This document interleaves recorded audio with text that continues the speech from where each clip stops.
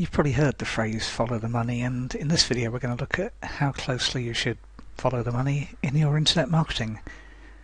And as with everything, there are lots of different opinions within internet marketing as to how closely you should follow the money and how much you should follow your personal hobbies and interests. And if the two coincide, that's great, it's decisions made. But what if your hobbies are relatively obscure and the size of the market, even worldwide, is tiny?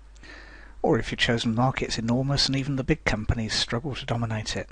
And as I said, like everything in internet marketing, there's no single correct answer, because there's money in almost every market in the world. Maybe not darning socks, but pretty much anything else. There might even be money in that.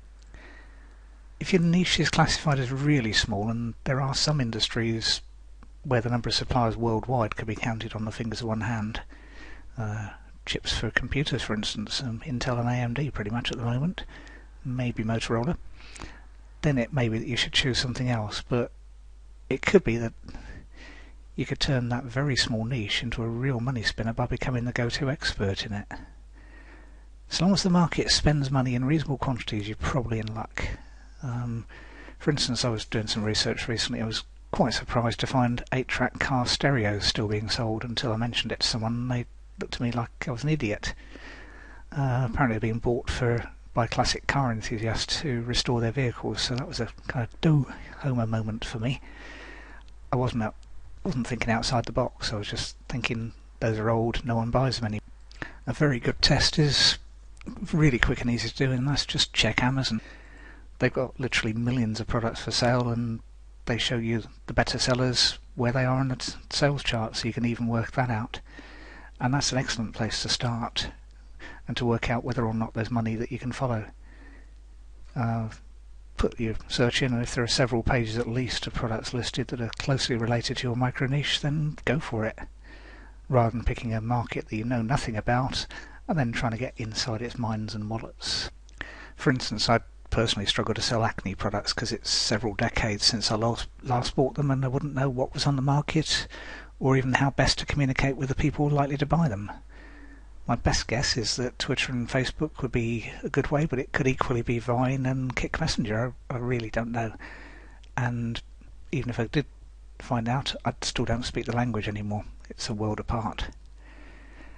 So to me that points towards picking a market that you know and can relate to, and then checking whether there's sufficient demand in it to warrant spending your internet marketing time on it. And actually with large markets you're doing the same. You're looking for relatively small gaps that you can begin to dominate, otherwise it would just take forever to even gain a foothold. Most large markets already have established players that would be hard or even impossible to dislodge without vast amounts of cash.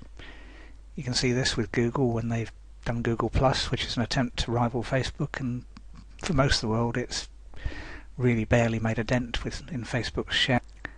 The same goes for MySpace, which let Facebook take over from it and has never really recovered. Or Bing trying to get market share from Google. They're getting the odd % here and there, but nothing to write home about. So if you're trying to do the same kind of thing with your internet marketing, take a step back and ask yourself whether you're trying to follow too much money at this stage of your internet marketing career. Give it another year or two when you're a multimillionaire. That's different. And in my view, there's a trade-off between following the money and getting results in something close to real time. Because generally speaking, the smaller markets or small niches inside large markets are just easier to get into than attempting to rank against millions of long-established competitors. And don't worry, even incredibly small niches can be really nicely profitable. I've got several I'm not going to mention on video, but you'll be amazed how small they are and how much money they make.